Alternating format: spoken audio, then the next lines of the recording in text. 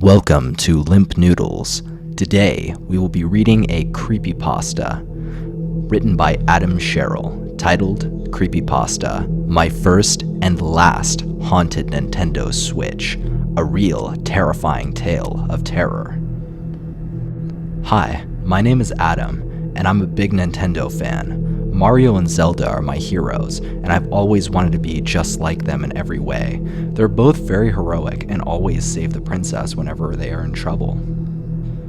I love Nintendo so much, I asked my parents to buy me a Nintendo Switch for my 7th birthday. So when my birthday came by and I didn't get a Nintendo Switch, I cried. A lot. Only to get a measly $50 bill. I was so sad I decided to go for a walk. But luckily, while I was out walking, a man on the side of the road waved me over. He looked homeless, but he had a Nintendo Switch. If you want this, you can have it. For $50. The man said. Deal, I said. I threw the $50 bill at his face and ran home with the Nintendo Switch. When I got home, I screamed out in excitement. I wanted to show my parents what I did with their money. But I could not find my parents. They were gone. Oh well, I said. My dumb parents did not even like me enough to buy me a Nintendo Switch. I turned on the console and did all the normal setup stuff. But when I went to make one of the Mii characters, originally introduced on the Wii system, I couldn't make my own character. Instead, the Switch made me choose the only Mii on the system. He had pale skin, 2 small beady eyes, a wide grin, and a red shirt. The red almost reminded me a little bit of blood. Also, his name was Mario. I could not believe they disgraced my favorite character's name. Oh well, I said again. Let's just play some games. When I got to the home screen, I found 2 video games, Super Mario Odyssey and The Legend of Zelda, Breath of the Wild. Mario and Zelda were, of course, my favorites, so I was very happy. I started with Zelda. When I turned on the game, everything was normal. I played it for about 70 hours, but then suddenly, Zelda stopped moving. He just froze on the screen. He turned his head completely around without moving his body and looked right at me. I pressed all the buttons, but Zelda didn't move. Finally, he spoke. Yeah!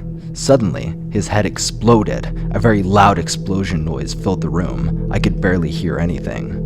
The screen on the Switch went completely red, like blood. Instead of the usual game over, the game said Odyssey. I didn't know what it meant, and I was getting really scared. After a minute, I calmed down a bit. This Zelda game sucks, I said. I immediately made a 20-minute YouTube video about how much I hate Breath of the Wild. I felt pretty happy after that, so I changed to Mario Odyssey. When I turned on the game, Mario was staring directly at me. But nothing else was there. It was just Mario. What the heck is happening with this game? I said.